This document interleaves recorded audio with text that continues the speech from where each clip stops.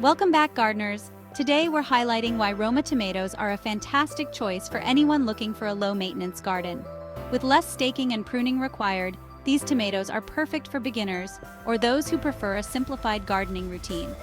Unlike indeterminate varieties that need tall stakes or trellises, Roma tomatoes have a compact, bushy growth habit.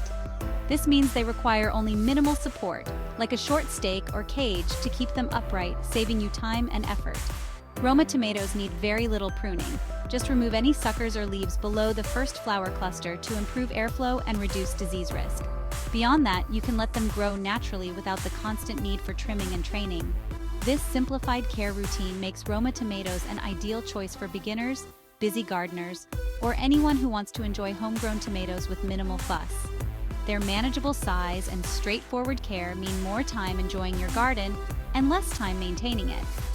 With their easy care nature, Roma tomatoes are a perfect addition to any low-maintenance garden. Stay tuned for more tips on growing these versatile tomatoes, and don't forget to like, comment, and subscribe for more gardening advice. Happy planting!